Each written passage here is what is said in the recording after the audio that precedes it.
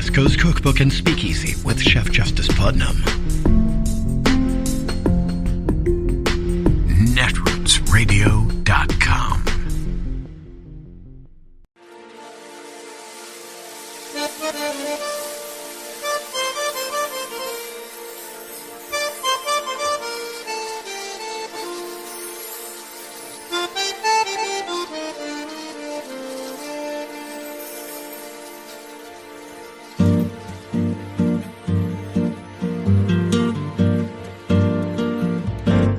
Je voudrais du soleil vert, des dentelles et des théières, des photos de bord de mer, dans mon jardin d'hiver.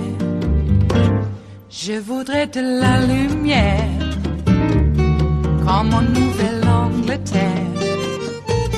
Je veux changer d'atmosphère, dans mon jardin d'hiver. Ma fleur sous la pluie de novembre, tes mains qui courent, je n'en peux plus de t'attendre. Les années passent, il est loin, là je tombe. Nul ne peut nous entendre.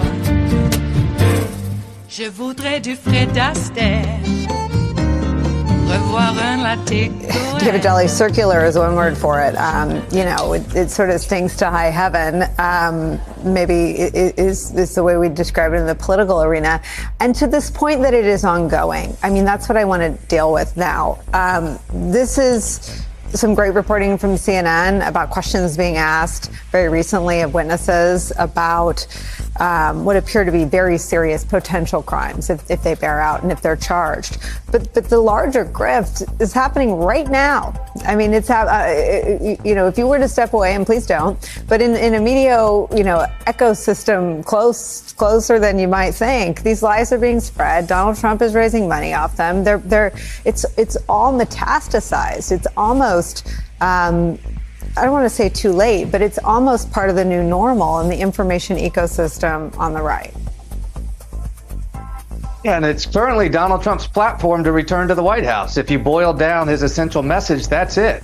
Look, a bunch of fakes, frauds, liars, and grifters. That is Donald Trump, Sidney Powell, Rudy Giuliani, and everybody who supported the conspiracy to defraud the United States, which is the charges brought by Jack Smith. And because of the work of Tim and the committee, I think we know there is this bigger element of how did the money flow, who touched the money, and did fraud occur? And in some ways, I think it's a bit surprising we haven't seen charges yet around the flow of money, because that is such a kind of didactic thread and an easier charge in some cases. But I think to Tim's point, because this remains open and because of the solid reporting that Jack Smith is continuing to investigate it, we may see charges against the former president as it relates to how money flowed, or we might see charges against others that then ultimately perhaps are used to cooperate in this case.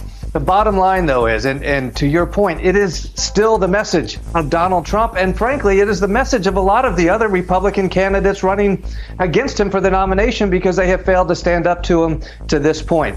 Donald Trump is going to seek to be reelected on the message that the last election was stolen from him, and he needs to return to the White House for retribution to fix all of this. It's a dangerous time. Yeah, and I guess, Claire, to that end, the danger that it represents to the entire democracy and everybody living in it, not the salience of the political message. David's right, but that interests me less than the contamination of disinformation. It is now completely commingled with what everyone is getting ready, I think, as a country to perhaps turn to, the kickoff of, if you will, of a presidential election season. And I think it's a moment to sort of stand up and realize that we're not setting up for a battle of ideas, different ideas about national security. I mean, they are very different. You got one guy who wants to be in an axis with his friends, the autocrats, and Joe Biden, who's done largely underappreciated things on the world stage. But you've got the other side in our politics so completely intermingled with alleged criminality and the lies that they've told that they now want to cleave out those lies that are now at the root of criminal charges and an ongoing federal criminal investigation. They're still raising money off of them. How do we disentangle those things and deal with them truthfully? You know, and it's a cancer that's spread, Nicole. Let me tell you that over the weekend, a story broke here in St. Louis that a state senator who's running for governor by the name of Bill Eigel was sending out fundraising emails from a company in Virginia. And these emails are echoing exactly what Trump is saying. The left-wing mob, Biden is coming after him. We've got to, you know, and it reads like it's Trump. In the very fine print at the bottom, it says it's for Bill Eigel.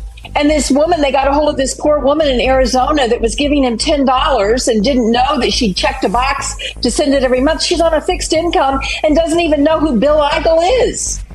So not only is Trump doing this, but now the rest of the Republican Party is emulating him to commit fraud against these small donors that has now become the lifeblood of the Republican Party. Small donors who are being lied to, who are being suckered into giving money. And so it's a serious disease. The cancer is spread. And the only way I think it gets solved is for some of these people to go to jail, in prison, period.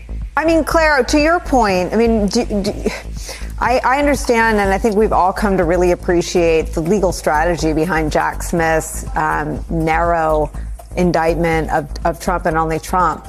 Are you surprised that there hasn't been more state level action on the fraud? Because these are obviously the citizens of their states that have checked the boxes either wittingly or unwittingly and are being billed every month. The evidence developed by the committee made clear that they were not particularly transparent in their legal defense fundraising. Yeah, I think part of the problem here for prosecutors is our democracy has been so hollowed out by the misinformation and the plethora of lies that are being told that so many jurors would say, well, they all lied. Why is this guy going to jail for lying? All politicians lie. The cynicism has gotten so serious that it is unfortunately a truth that many jurors would probably balk at convicting some of these people for lying because they've been convinced that this is something that everybody does if they're in politics.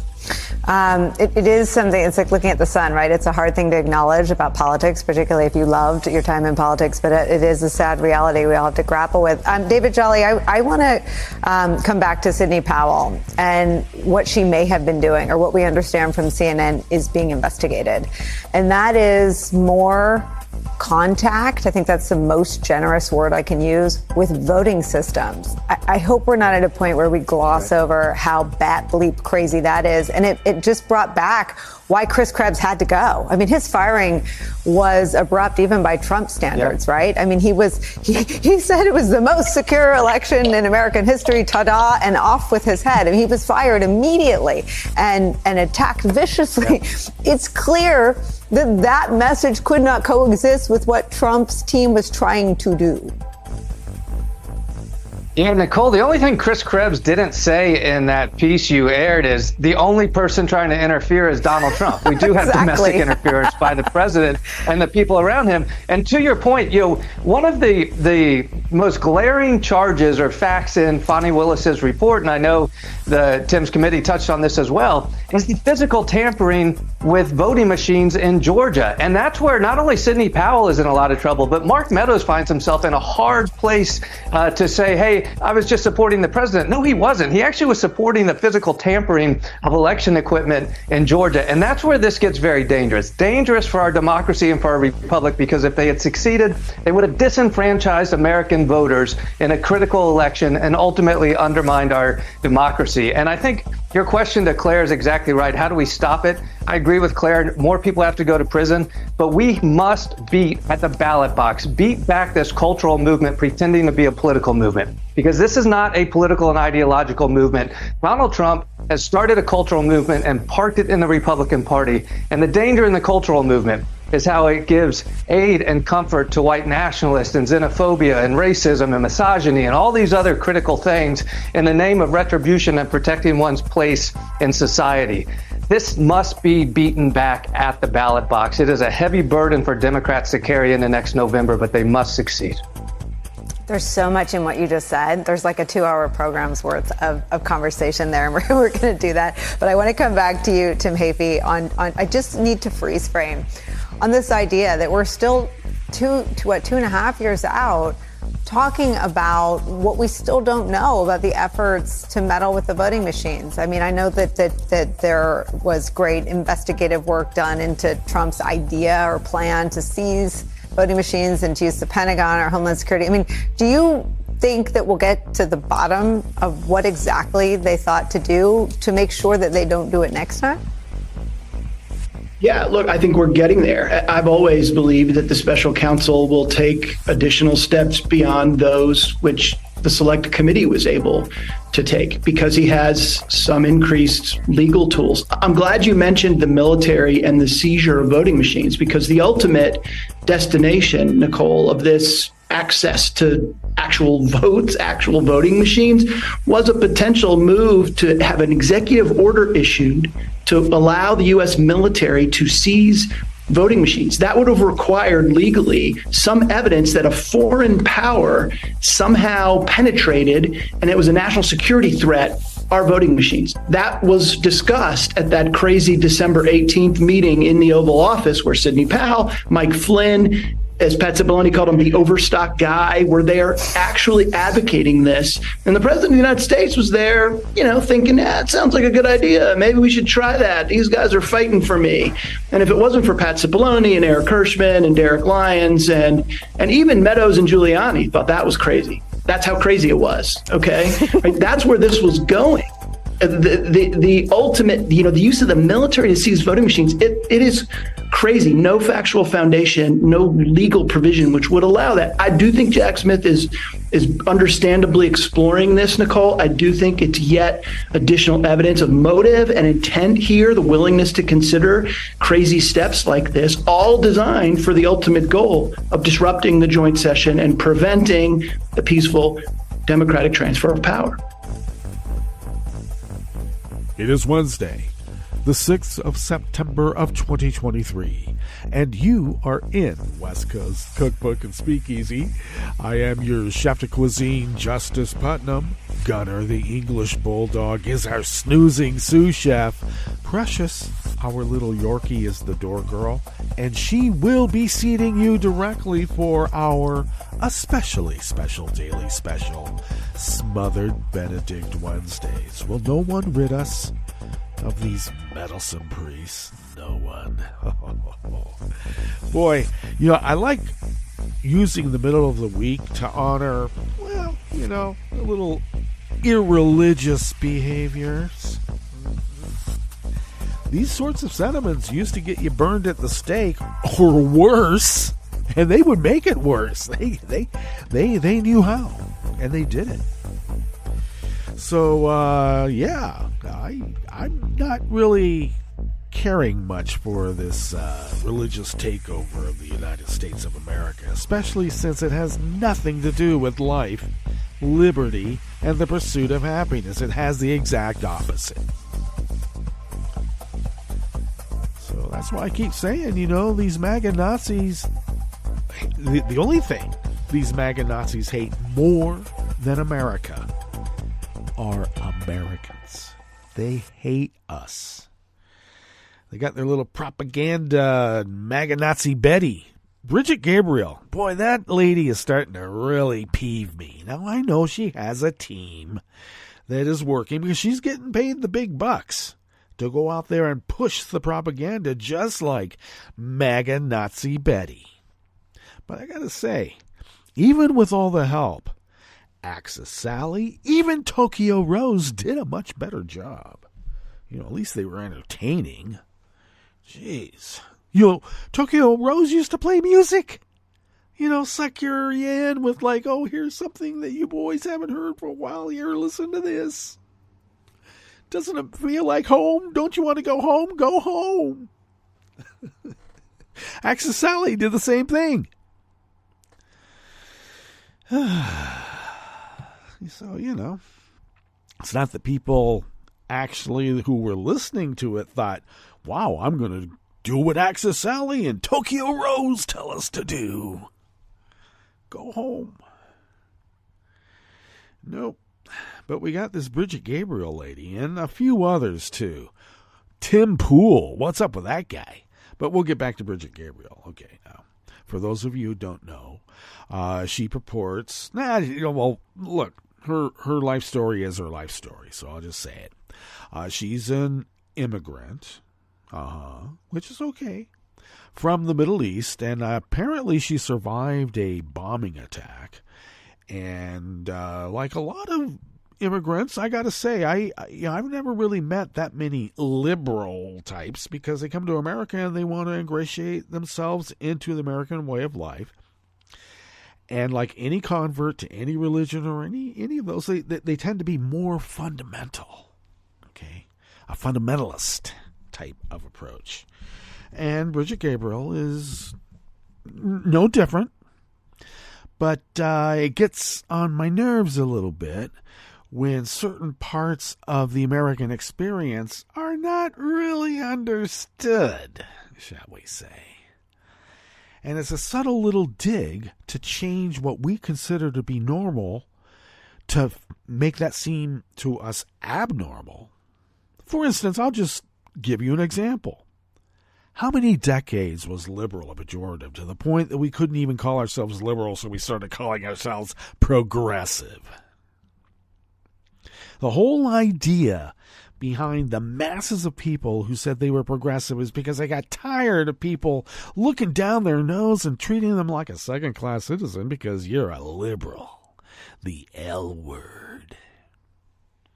You're a liberal.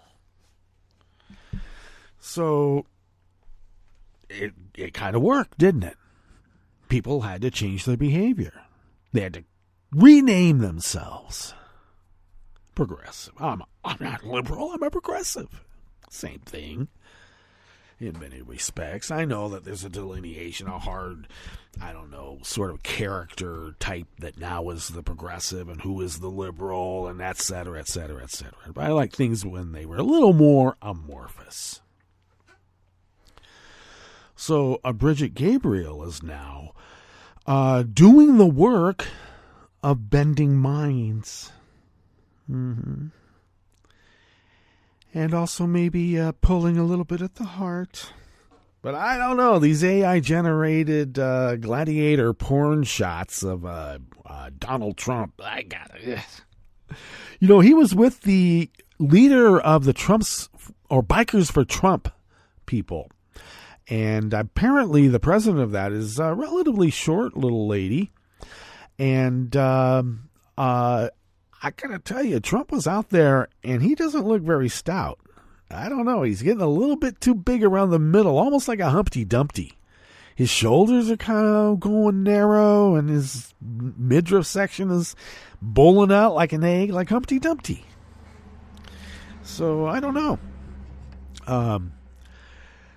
I would probably, I suppose it's facile, but make a point of that, since we have to hear constantly from the Bridget Gabriels of the world, the MAGA Nazi Bettys,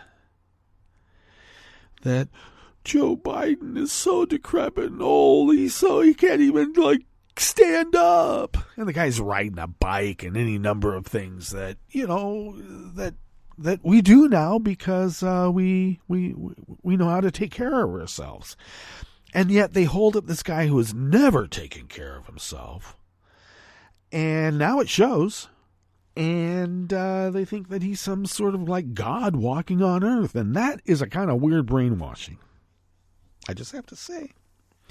And then they reinforce it by manufacturing these AI-generated pictures of, a buff Trump with, there's one with prison tattoos over him. This is your worst nightmare. That's a Tim Pool one. What the F are you talking about, pal? Donald Trump doesn't like needles around him. He couldn't get a tattoo. Give me a break. let alone be buff like that.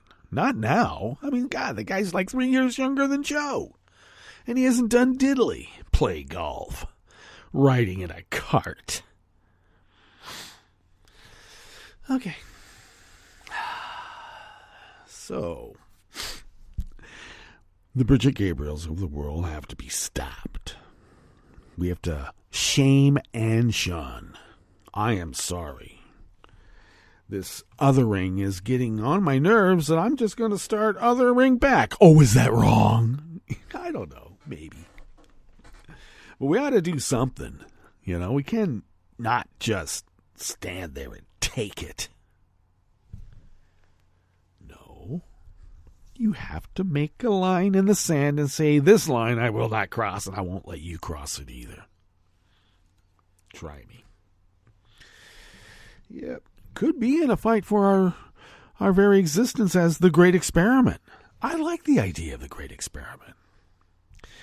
But they've added some sort of weird caustic chemical, and it's eating away at us. I think we need a calming agent, and one of those calming agents sometimes is, punching the Nazis. You got Elon, whatever his name is, Musk.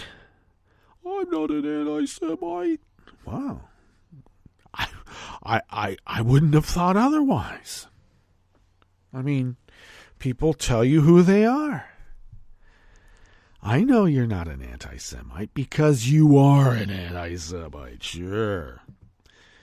Now, have you ever... Well, I don't know. There are anti-Semites who proudly wear it as a badge, so I won't get on to that. But if Musk wasn't worried about...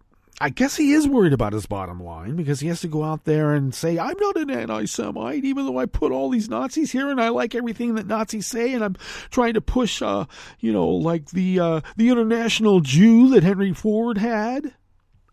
Because, the elders of Zion, we gotta get that out there. It's interesting. It's an interesting article. Yeah, he's not an anti-Semite. Give me a break. This guy was groomed as an apartheid blood emerald heir, and has become pretty much a bore. Mm-hmm. Of South Africa, the Boers of South Africa. Boy, yeah, they were anti-Semites, I gotta tell you. All right, what do we have in store for you here on this fabulous Smothered Benedict Wednesdays? Now, we have all sorts of entendres, double, triple, whatever. It just exponentially increases anytime we start going off. But Smothered Benedict Wednesdays is really, truly an honor, or honoring, a lovely egg dish that's very fluffy and with an equally lovely and, piquant hollandaise sauce. So there, okay? And a little dig at religion, too, because that's how we like it.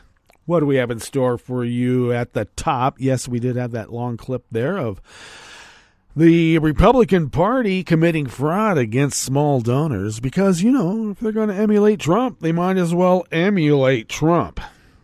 On the rest of the menu, OAN, One America News. They used to have the One America News Network, OAN, but now they've dropped the N. But OAN and its star correspondent, Chanel Rion, settled a defamation lawsuit over their wacko claims about a Dominion Systems executive. Some of these things we kind of forget, but there's still some of that lawsuit going on. A civil rights lawsuit in North Dakota accuses a white supremacist group of racial intimidation. And 4 million people have enrolled in Biden's new student loan repayment plan. After the break, we move to the chef's table, where a Swiss parliamentary commission voted to systematically expel Russian and other spies who threaten Switzerland's security. So much for being neutral. And the United Kingdom will declare Russia's Wagner mercenary group a banned terrorist organization. All that and more on West Coast Cookbook and Speakeasy. Bon appetit.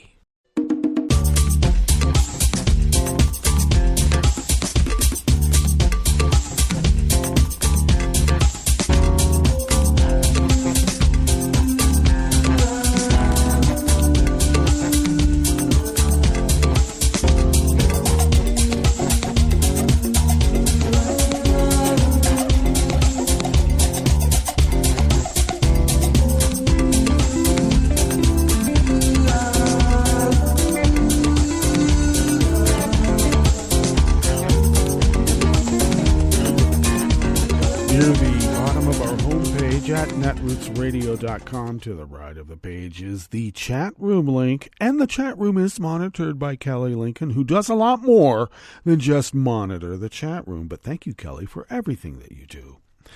If you would then look across the page to the left from that chat room link that is near the bottom of our homepage at netrootsradio.com, you will then notice the link to our Patreon page. And if you could become a recurring Patreon of Netroots Radio, and if you could afford to send us what you might spend on an espresso-type coffee drink, for instance, if you could send those funds our way once a month and thereby becoming a recurring Patreon of Netroots Radio, it helps us pay these bills and other costs that accrue while running this powerhouse of resistance. And we thank you for your generosity and also allowing us to fulfill our civic duty as the founders originally intended so many, many years ago.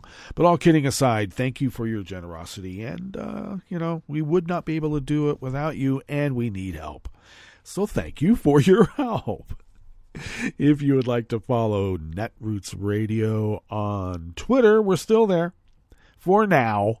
And also on Mastodon, Spoutable, Blue Sky, you can do so at Netroots Radio. Tom takes care of those and a lot more too. Thanks, Tom. Follow me on Shitter Twitter, Spoutable, Mastodon, Blue Sky, wherever. Tumblr, Instagram. At Justice Putnam. It's very simple.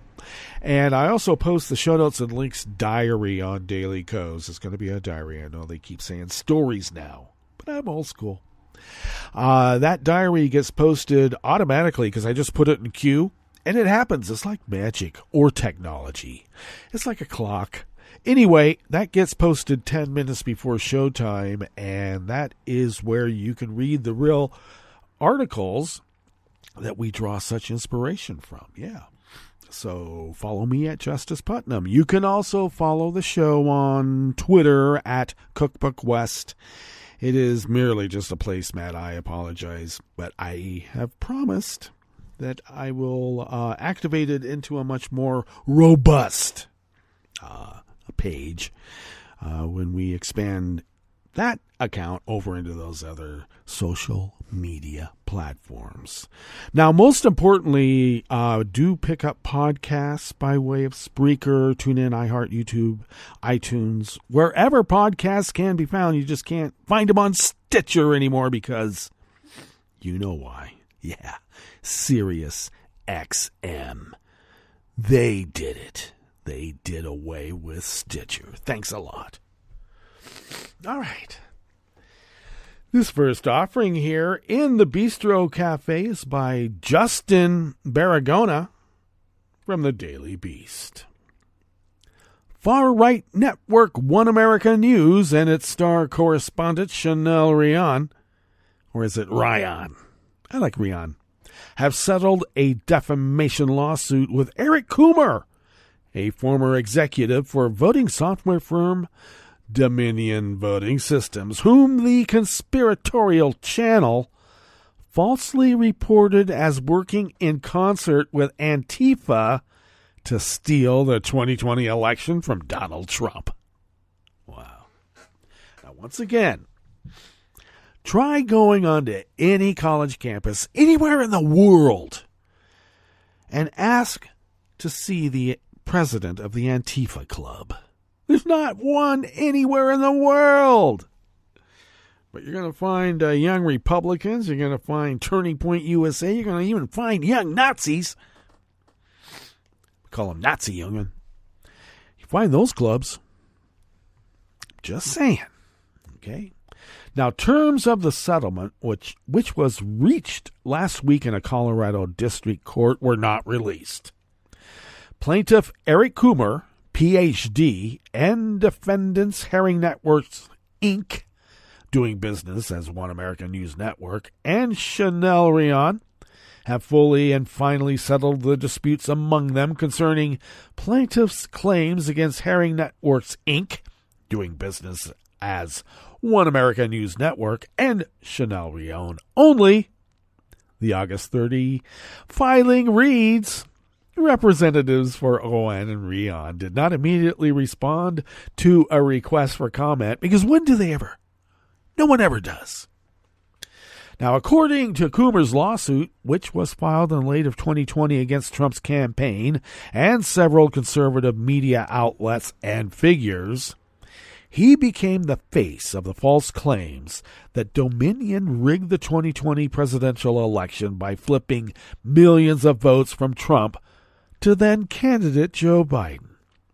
Now, days after the election, Colorado conservative activist Joe Altman told far-right podcaster Michelle Malkin, wow, she was still around, huh? That he listened to an Antifa conference call in which Coomer assured the leftist activists that the fix was in against Trump. Don't worry about the election. Trump is not going to win. I made fucking sure of that, Altman claimed Coomer said on that call.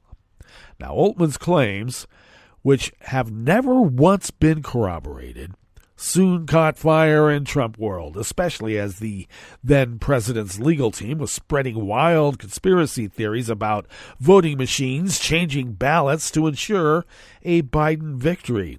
Now, I got to tell you, every accusation is a confession, all right?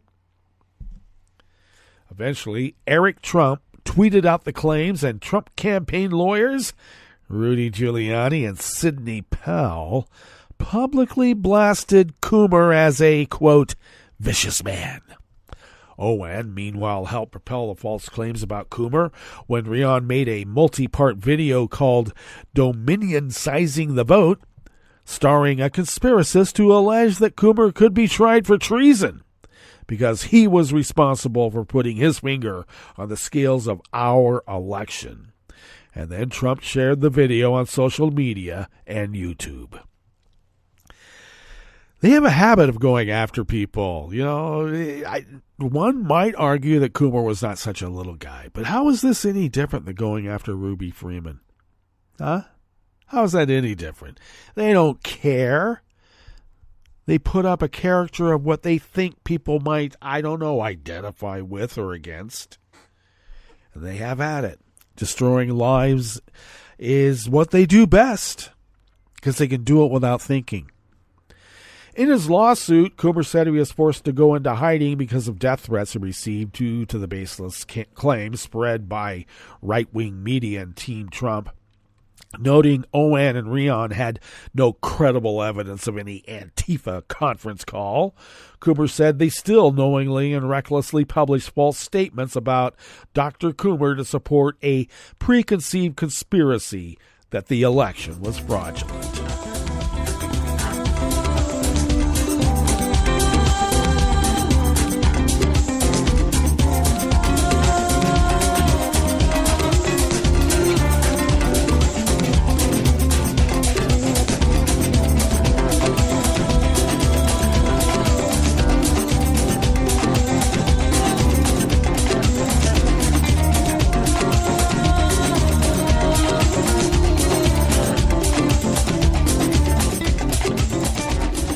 Dura of the Associated Press brings us this next offering here in the Bistro Cafe of West Coast Cookbook and Speakeasy, Smothered Benedict Wednesdays. Two nonprofits have sued a white nationalist hate group in North Dakota, alleging that it committed racial intimidation by defacing businesses and public property around the city of Fargo with the group's logo and other graffiti. The lawsuit filed against Patriot Front in federal court on Friday alleges that two of the group's leaders and 10 others violated the KKK Act of 1877, which the complaint says was designed to prevent precisely the kind of conspiratorial racist activity that defendants perpetrated in this case. The lawsuit, filed by the North Dakota Human Rights Coalition, the Immigrant Development Center, and the center's executive director, says Patriot Front also posted anti-immigrant propaganda days after a man of Syrian descent fatally shot a Fargo police officer and wounded 2 others in July. The suit seeks a jury trial and damages of an amount to be determined at trial, as well as attorney's fees and other relief. No attorney is listed on the case docket for Patriot Front or the other defendants. Attorney Jason Lee Van Dyke, who has represented members of Patriot Front in other cases, did not respond to a message left with his office. Attorney Robert Sargent, who recently represented group members in a criminal trial in Idaho, said he knew nothing of the lawsuits against Patriot Front. Patriot Front is probably one of the most active white nationalist hate groups in the U.S., said Rachel Carroll Rivas of the Southern Poverty Law Center, which monitors such groups but did not participate in the lawsuit. The group emphasizes public actions, such as posting racist flyers, holding demonstrations, and engaging in public displays meant to make people fearful, said Rivas, Deputy Director for Research and Analysis with the Center's Intelligence Project. Now, the lawsuit filed on Friday alleges that Patriot Front members vandalized businesses and public property in the summer and fall of 2022. It specifically cites Patriot Front logos and designs spray-painted on the International Market Plaza, an indoor market area for immigrant business owners, and defaced murals, including one depicting black women wearing hijabs.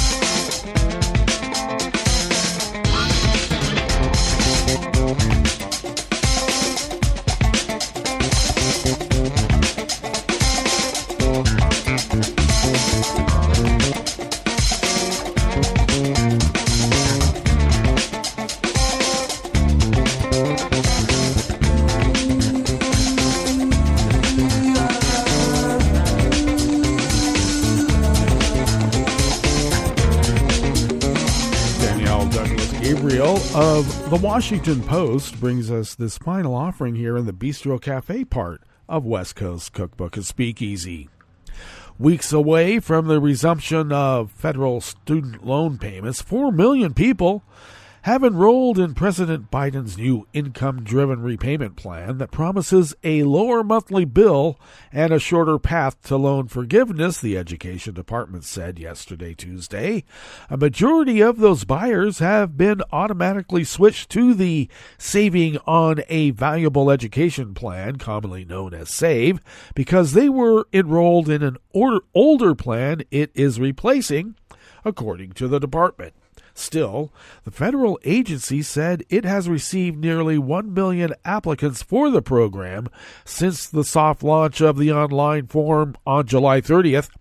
The department has touted the plan on social media, through a network of advocacy groups, and by direct outreach to nearly 30 million borrowers. Republican lawmakers are trying to stop the plan, saying it burdens taxpayers by reducing the debt of people who should repay their loan obligations. Of course, every single one of those Republican lawmakers had their PPP loans forgiven, even when they were fraudulent. Okay, that takes us to our break. And when we get back from that break, we will go through weather from around the world, and we will finish up with the stories that we have curated for you today. You are listening to West Coast Cookbook and Speakeasy, and we will be right back. You are listening to netrootsradio.com. Please hang up and try again.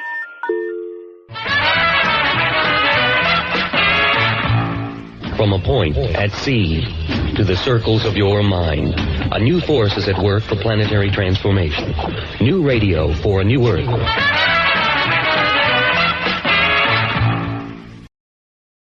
This is Take Two Movie Review. I'm Mike Friend. This week, products and cliches. With that teaser, you might think a negative review is on the way, but the new Gran Turismo is actually a fun watch, despite it being the kind of film that a lot of critics find to be a target-rich environment. It's the reality-based story of the UK's champion race car driver, Jan Mardenborough, who, even before this movie, was known for having begun his racing career in front of a PlayStation console rather than on a track. Jan's parents, whose internet connection in 1997 Cardiff, Wales, is apparently good enough for online action gaming, are more than worried about their son wasting his time in the game.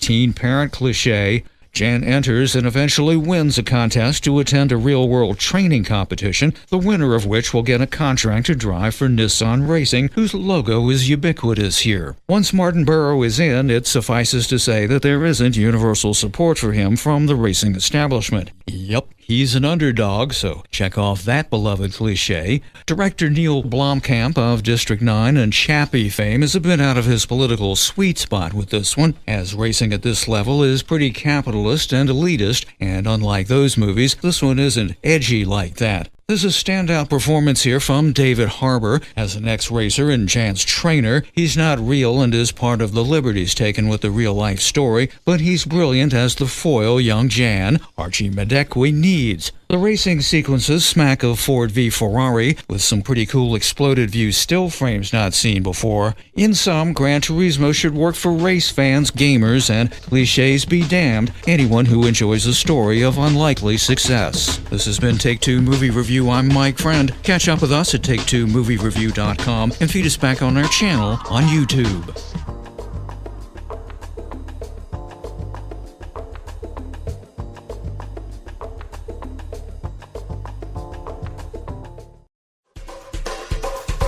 This is Scientific American's 60-Second Science. I'm Christopher Intagliata. Our solar system is far from the only way to put together stars and their planets. If you look at all the stars in our galaxy, in the Milky Way, right, more than a half of the stars are formed in multiples, meaning that there are more than one star in a system. Astrophysicist Jehan Bey of the Carnegie Institution for Science. He has studied one of those systems with 3 stars.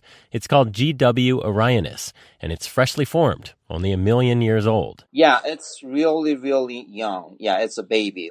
Bey says if you translate that 1 million-year lifespan to that of a human, it's the equivalent of a week-old baby. And how many week-old babies do you bump into? If you just walk around your neighborhood, there's really little chance that you meet a baby who is 1 week old, right? So first of all, it's hard to find these systems. They are pretty rare. Bey and his colleagues got lucky spotting this one. Using radio telescopes, they were able to image the star system, and they say it differs from our own solar system in more than just star count. In our solar system, for example, all 8 planets orbit the sun more or less in a single plane. Think of the sun as the center of a vinyl record, with the planets strung out along the grooves.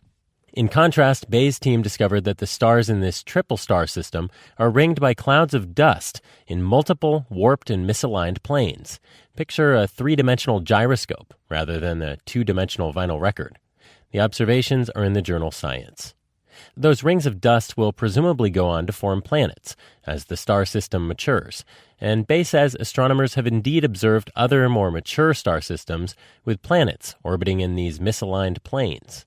And we wanted to understand if that happens at the time those planets born, or it is some evolutionary thing over, 1 billion years. The finding suggests that weirdly aligned planetary systems are born that way, and that stars and their embryonic planets can be all topsy-turvy, even in their infancy. Thanks for listening. For Scientific American's 60 Second Science, I'm Christopher Intagliata. Hi, I'm Tom Hartman, and since you're listening to netrootsradio.com, show your progressive side and go to the donate button on the bottom of the homepage. It's progressives like you who power Netroots Radio and keep the progressive message beaming everywhere 24 hours a day.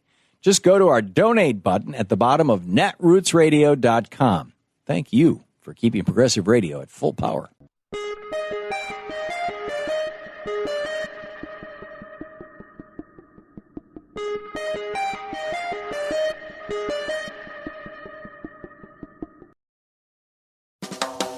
Welcome to 60 Second Civics, the daily podcast of the Center for Civic Education.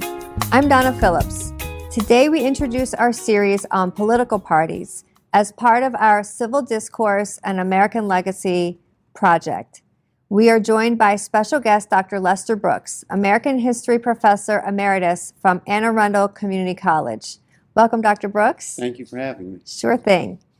Dr. Brooks, what are the functions of political parties? There are a number of political party functions, one being ideology, meaning that each political party has a platform, that is their beliefs, what they believe in, and they offer their platform, their beliefs to the public, and we, the citizen, have options. Which of those belief systems are comfortable for us.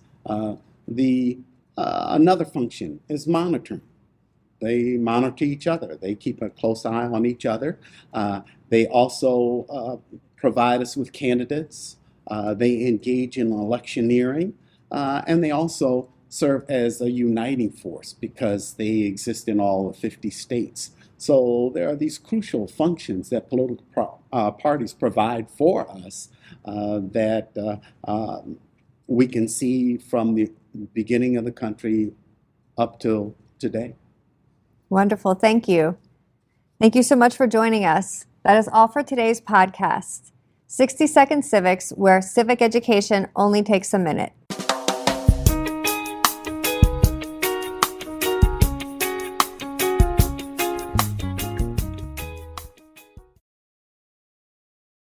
Donald Trump's lawyer asserts that the federal indictment alleging a conspiracy and attempt to overturn the 2020 election result is an attack on free speech. Is it? I'm Bill Newman, and this is the Civil Liberties Minute. Trump's lawyer insists that the former president believed and believes that there was voter fraud and that Trump had a First Amendment right to speak out on that issue, and therefore the case should be thrown out. Let's be clear. Donald Trump was and is entitled to the First Amendment protection of freedom of speech and, at this point we hasten to add, a presumption of innocence. And the First Amendment indeed widely protects speech, including lies. And the indictment itself concedes that Trump had a right to speak publicly about the election and to claim, even falsely, that there had been fraud. And part of the evidence cited in the indictment in support of the conspiracy and obstruction charges is what he said, the words he uttered, sometimes publicly. But the indictment is not premised on what Trump said. It is about what he did. The allegation is that he tried to get election officials to change results to help create false sets of electors. So, as National ACLU attorneys David Cole and Ben Weisner wrote in a recent widely published opinion piece, Donald Trump is not being prosecuted for constitutionally protected speech any more than a bank robber is being prosecuted for saying to the teller, "Hand over the money." The Civil Liberties Minute is made possible by the ACLU because freedom can't protect itself.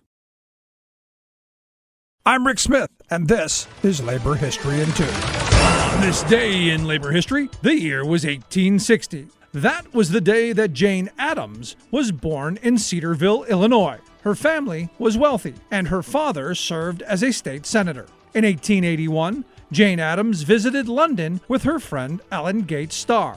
There, the two women were inspired by Toynbee Hall, a settlement house which worked with the poor and working class in the city. They decided to establish a similar effort in Chicago. They founded Hull House in an immigrant neighborhood of Italian, Greek, and Jewish workers. Hull House grew to become a complex of facilities that offered kindergarten, daycare, lectures, and cultural programs, and an important space for women trade unionists to hold meetings. The women of Hull House became one of the leading proponents for workplace safety in the nation, pushing for laws and reforms to help workers. During the 1894 Pullman workers' strike, Jane Addams visited the community and had meals with the women workers. She was able to convince the Workers' Strike Committee to agree to sit down to arbitration, but the Pullman Company officials staunchly refused to negotiate. The refusal of the company to bargain and the rising anger of the workers was an eye-opener for Jane. Later, she reflected, quote, "During all those dark days of the Pullman strike, the growth of class bitterness was most obvious." Before the strike, she wrote, quote, "There had been nothing in my experience that had revealed that distinct cleavage of society which a general strike, at least momentarily, affords." In 1931, Jane Addams was awarded the Nobel Peace Prize for her lifelong advocacy for working-class women and children and her strong stand for peace during World War I. Labor History in 2 brought to you by the Illinois Labor History Society and The Rick Smith Show. For more information, go to laborhistoryin2.com.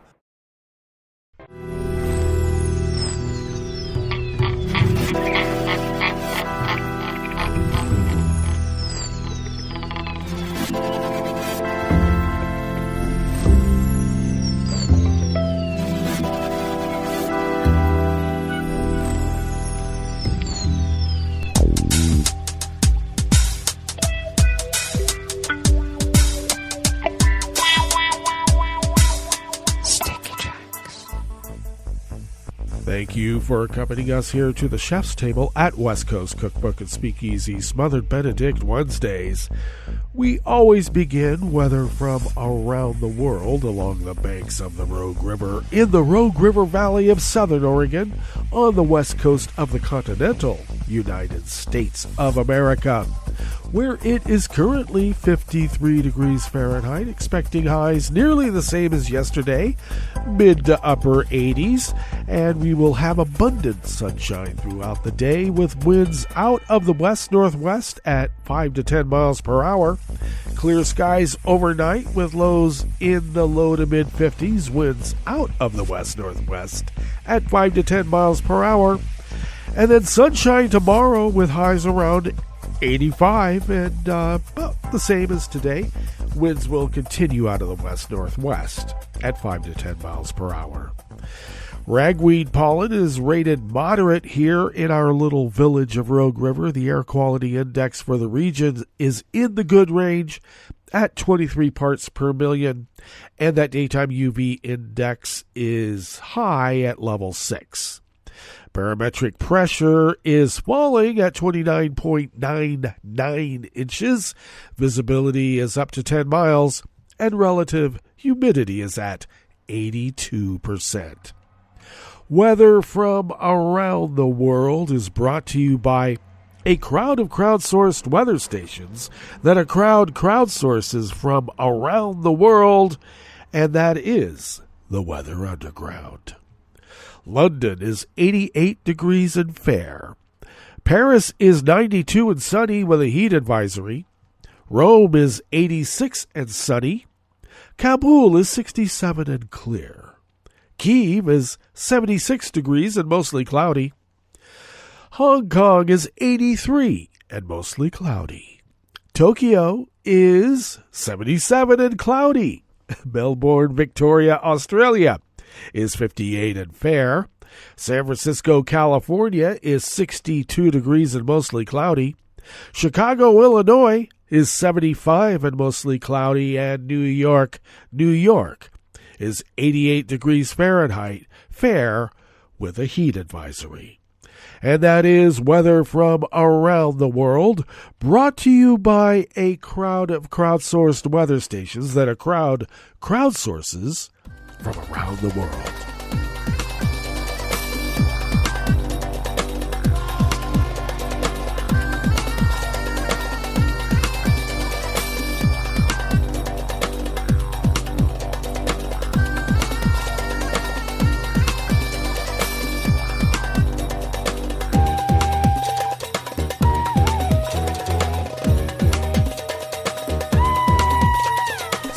But the Associated Press brings us this first amuse-bouche here at the chef's table at West Coast Cookbook and Speakeasy, Smothered Benedict Wednesdays. A Swiss parliamentary commission voted yesterday, Tuesday, to urge the government to systematically expel Russian and other spies who threaten Switzerland's security through illegal intelligence activities. The Foreign Affairs Commission of the lower house of Parliament passed the motion by 11 votes to 9 with 1 abstention. It amounts to a procedural step that would require broader authorization by the Swiss executive branch to take effect. It comes as the Swiss legislature grappled with a flurry of Russia-related matters as its latest session gets underway. Switzerland has faced criticism from both Moscow and the West about its self-professed neutrality in international affairs against the backdrop of Putin's more than 18-month war against Ukraine.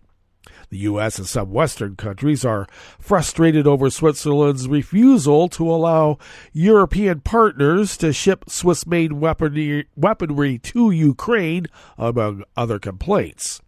Switzerland's Federal Intelligence Service has repeatedly signaled Russian spy activity in the wealthy Alpine country, where some Russian oligarchs have been known to gravitate for its low taxes, discretion, and other reasons. Other reasons? And where international and UN organizations are active, notably in Geneva. A majority of the Commission cautioned against the threats posed by such foreign spying. Russia was mentioned by name. For Swiss companies, citizens, and national interests, a parliamentary statement said. Opponents, meanwhile, urged restraint in such use of expulsions as long as security was not at risk, it said. Separately, the Parliament panel rejected 13 votes to 10 with 1 abstention, a proposal for Switzerland to join the Russian elites, proxies, and oligarchs, or REPO, a task force created by the Group of 7 industrialized nations as a way to crack down on Russian interests and allies of Putin over his war in Ukraine. Most of the Commission lawmakers expressed the feeling that the task force was working well, and a Swiss role would not bring any added value.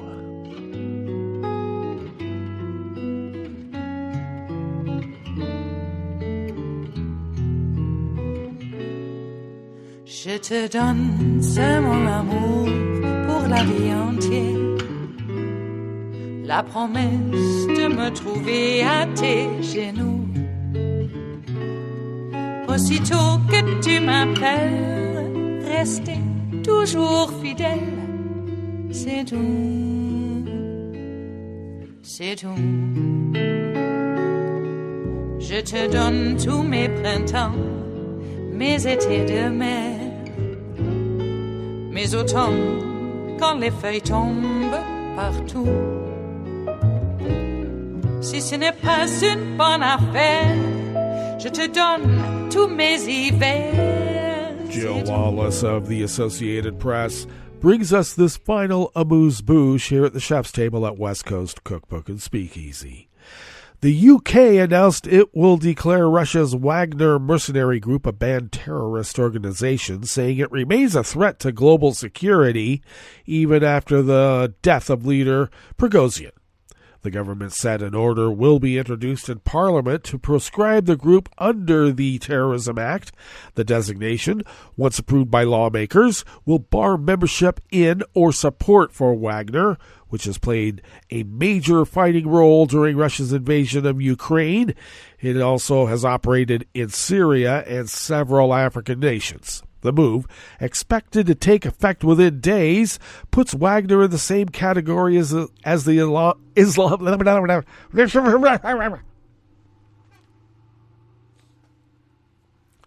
The move, expected to take effect within days, puts Wagner on the same category as the Islamic State group, the Palestinian militant group Hamas, and Northern Ireland paramilitaries. Home Secretary Suella Braverman said Wagner has been involved in looting, torture, and barbarous murders. Its operations in Ukraine, the Middle East, and Africa are a threat to global security. The ban will allow UK authorities to seize the organization's assets, though that power is largely symbolic, as Wagner is not known to operate in Britain. The move follows a recommendation by Parliament's influential Foreign Affairs Committee in July that said that Wagner be outlawed. The committee said British authorities had underplayed and underestimated the threat posed by the mercenary group. Several other allies of Ukraine have sanctioned Wagner's leaders, and earlier this year, the Lithuanian and Estonian legislators passed resolutions declaring it a terrorist organization. The U.S. has designated the Wagner Group as a transnational criminal organization. Well, that brings us to the end of our broadcast period for the day, but you do know Netroots Radio broadcasts on, and we will meet up here tomorrow for Metro Shrimp and Grits Thursdays, so do stay tuned to Netroots Radio all day and all night for all the breaking news as it breaks, and we will meet up here tomorrow, right here, in West Coast Cookbook and Speakeasy. Bon appetit.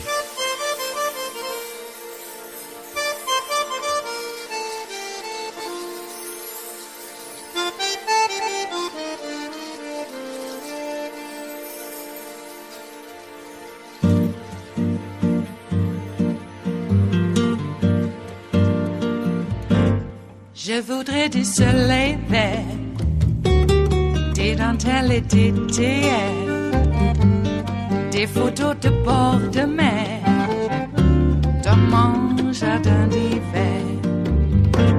Je voudrais de la lumière, comme en Nouvelle-Angleterre. Je veux changer d'atmosphère, dans mon jardin d'hiver. Robe à fleurs, sous la pluie de novembre, tes mains qui courent, je n'en peux plus de t'attendre. Les années passent, qu'il est loin, là je tombe. Nul ne peut nous entendre. Je voudrais du Fred Astaire, revoir un latte Goël. Je voudrais toujours te plaire dans mon jardin d'hiver.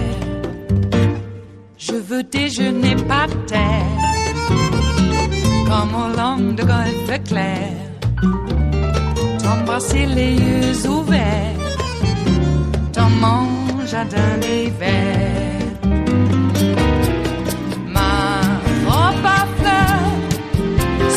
Pluie de novembre, tes mains qui courent, je n'en peux plus de t'attendre. Les années passent, il est loin, là je tombe. Nul ne peut nous entendre. Ba-da-da-dum-di-da-dum. Ba-da-da-dum-di-da-dum. Ba-da-da-dum-di-da-dum. Dans mon jardin d'hiver. Ba-da-da-dum-di-da-dum. Ba-da-da-dum-di-da-dum. Ba-da-da-dum-di-da-dum.